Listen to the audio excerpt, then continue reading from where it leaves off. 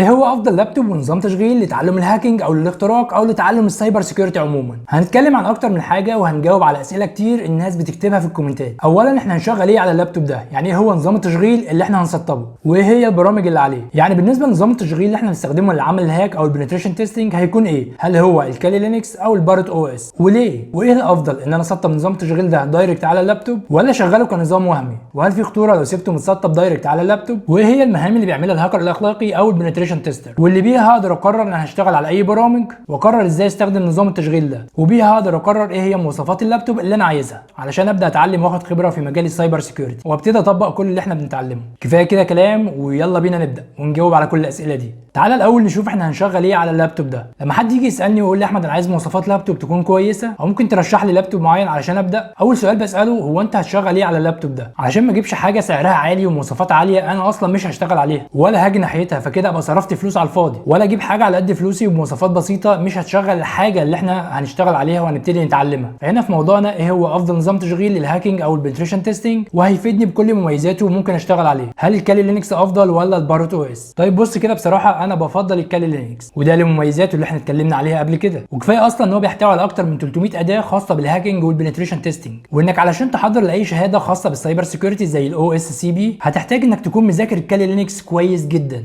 ده غير ان ليها شروحات كتيره وتوتوريالز كتيره على النت في اي حاجه انت عايزها. ده بالنسبه للكالي لينكس. طيب دلوقتي معانا الكالي لينكس، هل اشغلها دايركت على اللابتوب ولا اسطبها كنظام وهمي ولا اسيبها على فلاشه واعمل بوت من على اي جهاز بالفلاشه اللي عليها الكالي لينكس دي وكل حاجه طبعا معمول لها سيف عليه، ولا اشغل الكالي لينكس من على الموبايل زي ما شرحنا قبل كده ازاي تقدر تشغل الكالي لينكس على الموبايل وعلى الفلاشه تقدر تاخد نظره على الفيديوهات دي. المهم ان احنا بنفضل ان احنا نشغل الكالي لينكس على اللابتوب كنظام وهمي، وده لعده اسباب، منها ان الكالي لينكس مش مجهزه انك تسطبها دايركت على اللابتوب، ده مش لضعف من النسخه لكن لاحتياجاتك انت. يعني انت ممكن تسطب الكالي لينكس دايركت على اللابتوب وتبقى فرحان قدام صحابك وانت بتوريهم انك مسطب الكالي لينكس وتقدر تعمل عليهم هاك في اي وقت، لكن ده مش حقيقي ومش ده اللي احنا بندور عليه. انت هتكون محتاج كبنتريشن تيستر او كاسكال هاكر انك تشيك على الايميل بتاعك يوميا، ده غير انك هتكون مطالب انك تكتب تقارير عن الحاجات اللي انت بتعمل لها تيست ليه، فهتحتاج الكالي لينكس يكون متسطب كنظام وهمي، وده طبعا له مميزات كتيره زي ما شرحنا قبل كده. خد بالك برضو ان الداتا بتبقى مشفره لو انت سطبت الكالي لينكس كنظام وهمي، وممكن كمان تاخد سناب شوت في اي وقت وترجع لها بعد كده لو حصل فيه اي مشكله او اي ايرور ظهر قدامك انت مش قادر تحله، فتضمن انك ما تبداش من الاول لسه تعمل كونفيجريشن لو انت اوريدي مسطب تولز كتيره وعامل كونفيجريشنز كتيره جدا. يعني مثلا انا جيت بجرب حاجه معينه او بعمل تيست او بجرب برنامج جديد عليا وفجاه ظهر لي ايرور والدنيا باظت خالص وانا مش قادر احل او اتصرف في الليله دي، ايه العمل؟ الحل ان انا بكون واخد سناب شوت قبل ما اجرب الحاجه اللي انا شاكك فيها دي علشان لو حصل اي مشكله زي كده اقدر ارجع للسناب شوت دي واشغلها، وبعد كده ولا كأن حاجه حصلت وابدا اجرب الحاجه اللي انا شاكك فيها دي تاني بس بطريقه تانيه واجربها لحد ما اوصل ليها لحل. المهم نرجع تاني، هو ان احنا بنعمل حاجتين، بنعمل هاك وبنكتب تقارير كاسكال هاكر او بنتريشن تيستر طبعا. وخد بالك هنا ان انت هتكون بن تيستر سيء جدا وفاشل لو انت مش عارف تكتب تقارير كويسه. لازم تكون التقارير اللي انت بتكتبها بعد ما تعمل هاك على قدر كبير جدا من الكفاءه وفيها تفاصيل كتيره جدا ومشروحه بطريقه كويسه جدا جدا. وخليني اقول لك انك لو معاك كل شهادات السايبر سيكيورتي ومتميز فيهم وبتعرف تعمل هاك وكل الحاجات الحلوه دي لكن ما بتعرفش تكتب تقارير فانت مالكش اي قيمه عند العميل، لانه في الاخر محتاج التقارير بتاعتك دي علشان يقدر يشوف ايه المشاكل اللي بتواجه السيستم بتاعه والنتورك ككل وازاي يقدر يتدارك الحاجات دي. عايز اقول لك برضو ان احنا في كورس السي اتش هنهتم بان احنا ازاي تعمل تقارير كويسه جدا، ده لاهميتها العاليه جدا لاي بنتريشن تيستر. المهم ايه اللي طلعنا بيه؟ احنا هنشتغل على الكالي لينكس وده بيحتاج على الاقل 2 جيجا بايت من الرام و2 كورز من البروسيسور، وهنشغل الويندوز كنظام اساسي او كهوست اوبريتنج سيستم على اللابتوب فهيحتاج في حدود 4 جيجا. فهنيجي كده ونشوف امكانيات اللابتوب او المينيمم ريكويرمنتس بتاعه اللابتوب اللي احنا هنشتغل عليه، يعني اقل مواصفات او اقل امكانيات ممكن تشتغل عليها. بالنسبه للبروسيسور اقل حاجه خالص كور اي 3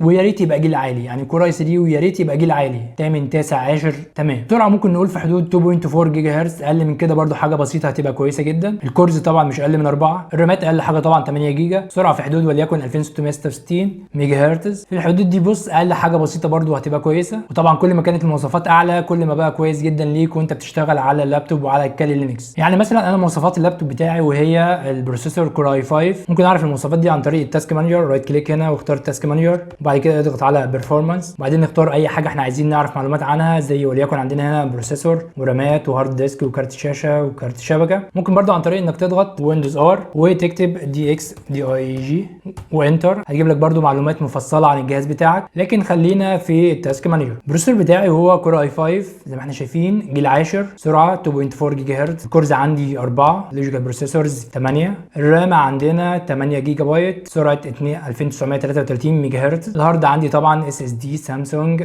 512. كارت الواي فاي لو نزلنا تحت كده 160 ميجا هرتز. عندي كارتين شاشه، داخلي من انتل 4 جيجا بايت وخارجي من نفيديا 4 جيجا بايت برضه. المهم ان زي ما قلت لك ما تستناش يبقى عندك نفس المواصفات اللابتوب بتاعي علشان تبدا تتعلم في مجال السايبر سيكيورتي. امكانيات اقل من كده بكتير هتقدر تشغل لك الدنيا وهتبقى معاك كويسه جدا بنفس المواصفات اللي احنا قلنا عليها في الاول، او اقل منها برضو حاجه بسيطه هتبقى كويسه. فما تستناش حاجه وابدا، حتى لو هتعمل بوت من على فلاشه او حتى لو هتشغل كال لينكس من على الموبايل بتاعك لحد ما تشتري اللابتوب وتقدر انك تشتغل عليه كال لينكس واحده واحده لحد ما تبدا تتعلم. بس وده كان كل اللي احنا عايزين نوصل له من الفيديو بتاع النهارده. ايه هو افضل نظام تشغيل، وقلنا كال لينكس، وقلنا ان ليه مميزات كتيره جدا، واللابتوب وقلنا ايه هي اقل مواصفات ممكن تشتغل عليها. لو عندك اي سؤال او لو في اي حاجه مش مفهومه يا ريت تكتب لي في الكومنتات. وطبعا لو عجبك الفيديو اعمل لايك واشترك في القناه وفعل الجرس علشان يوصلك كل جديد من تريكات الهاكرز وشرح كورس الهاكر الاخلاقي كاملا.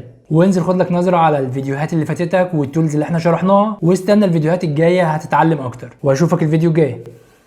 سلام.